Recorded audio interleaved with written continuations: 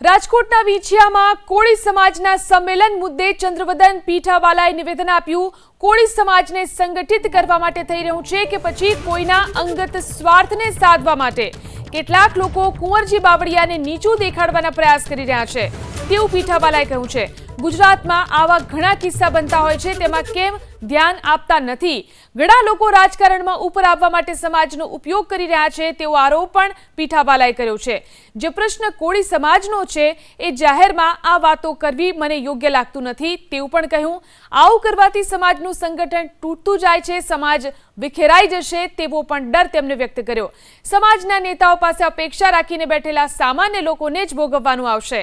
સમાજની વાત હોય તો સમાજના લેવલે ચર્ચા કરીને તેનો નિવેડો લાવવો જોઈએ।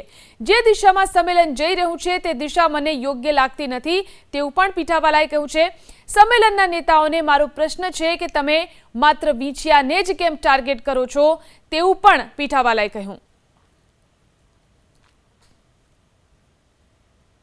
પૂછવું છે આ સંમેલનના નેતાઓને કે તમે ફક્ત ને ફક્ત વીંછિયાને જ શા માટે ટાર્ગેટ કરો છો, અને વીંછિયાની અંદર જો કરતા હોય અને સમાજની લાગણી જો ખરેખર હોય તો તમારે ગુજરાતની અંદર ઘણી જગ્યાએ આવા કિસ્સાઓ, આવા બનાવો બનતા હોય છે, એમાં આપ કેમ ધ્યાન નથી આપતા? એ આપવી જરૂરી છે।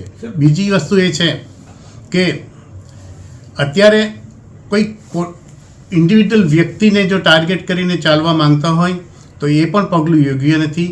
જે સરકારના નિયમો છે, નિયમોને આધારે સરકારે પણ કામ કરવું હોય અને કરવું પડતું હોય છે, અને એના માટે તમારી યોગ્ય રસ્તો અપનાવવો હોય તો આ બધી વાતોનો સમાધાન થઈ શકે છે। વીંછિયા કેમ, કુંવરજીનું પોતાનું હોમ પીચ છે, હોમ ગ્રાઉન્ડ છે, તો વીંછિયા કેમ પસંદ કર્યું, અને શું આ લોકો જે આંદોલન આ પ્રશ્નની અંદર અને જે થઈ રહ્યું છે એની અંદર મને તો સીધું એવું લાગે છે કે ઘણા લોકો સમાજની અંદર, રાજકારણની અંદર ઉપર આવવા માટે સમાજને નિશાની તરીકે ઉપયોગ કરી રહ્યા છે। અને કુંવરજીભાઈ એ અમારા અખિલ ભારતીય કોળી સમાજના રાષ્ટ્રીય અધ્યક્ષ છે, એમની લોકોની લોકચાહના પણ વધારે છે, અને એ કુંવરજીભાઈને કોઈક આંતરિક લોકો એમની આજુબાજુના કે પક્ષના હોય કે સમાજના હોય એ કુંવરજીભાઈને નીચું દેખાડવા માટેના આ બધા પ્રયત્ન કરી રહ્યા છે।